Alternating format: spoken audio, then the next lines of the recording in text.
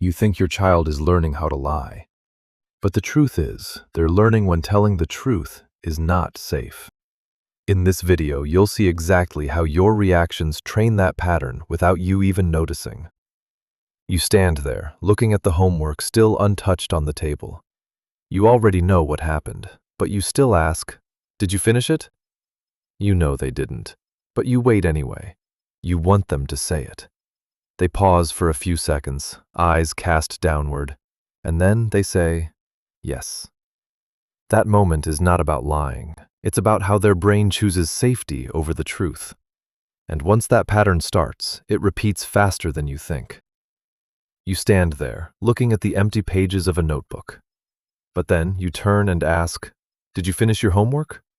In that moment, you aren't looking for the truth. You are setting a trap. Immediately, the child's brain processes the situation as a risk assessment. Truth equals consequence. A lie offers instant safety and relief. They aren't choosing dishonesty. They are choosing the safest answer, not the right one. It's a setup. You think you want them to admit it, but you didn't ask for honesty. You created a pressure to lie. You didn't ask for honesty. You created a trap. And once the brain learns this pattern, it doesn't stop there. The child stands frozen for a few seconds, eyes cast downward, hands clenched tight. You can feel the hesitation. In this moment, they aren't weighing right against wrong. They are scanning for danger. When pressure builds, the amygdala triggers survival mode. Meanwhile, the prefrontal cortex, the part responsible for logic, is not yet strong enough to hold on to the truth under the weight of fear. The brain automatically chooses the path of least resistance. It's automatic. Lying becomes a reflex, not a conscious decision. The truth becomes the hardest choice because it carries too much risk.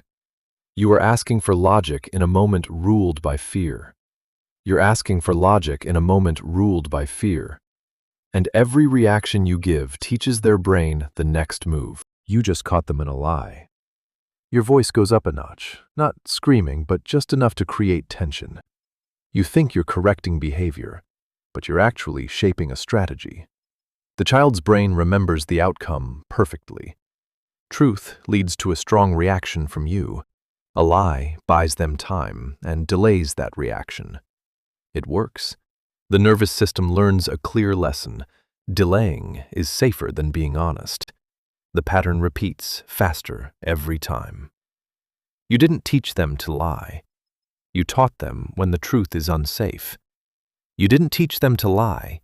You taught them when truth is unsafe. The problem isn't just the lie.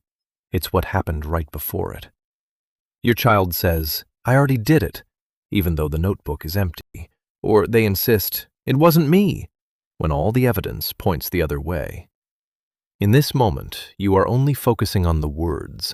You are trying to correct a surface behavior, but you're missing the entire system operating underneath.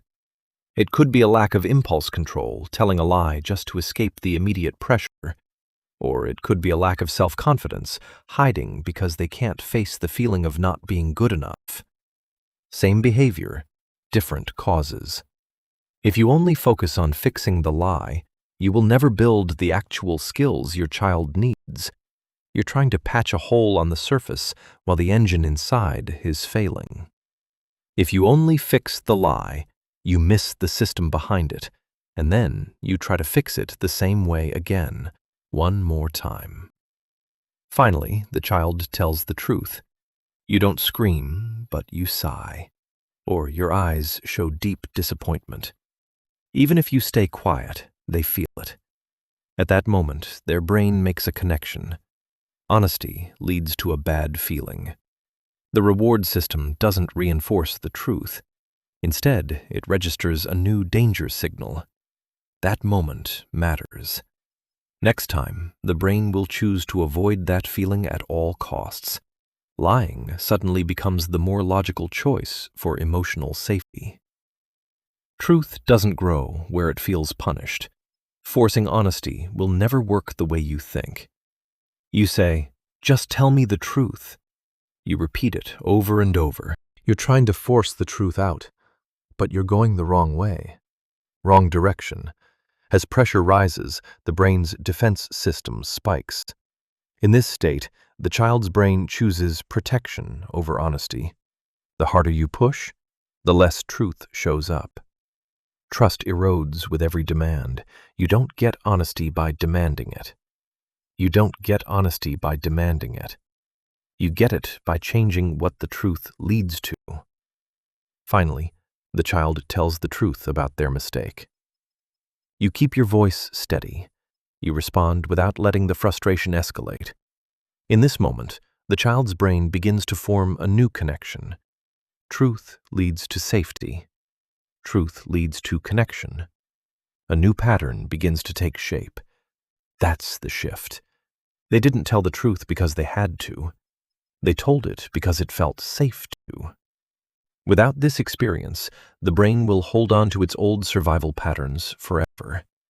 You're not fixing lies. You're wiring what truth feels like. You're not fixing lies. You're wiring what truth feels like. And that changes everything. After this, remember, your child doesn't lie to break your rules. They lie to manage what your reaction feels like. Reactive parents chase the truth in the moment. Aware parents change what the truth leads to. Truth doesn't disappear. It just hides where it feels safer than you. Think about the last time your child lied. In that moment, what did the truth feel like to them? If this video helped you see things differently, stay with me. We're breaking patterns most people don't even notice. The shift isn't in what they say, it's in what they expect from you.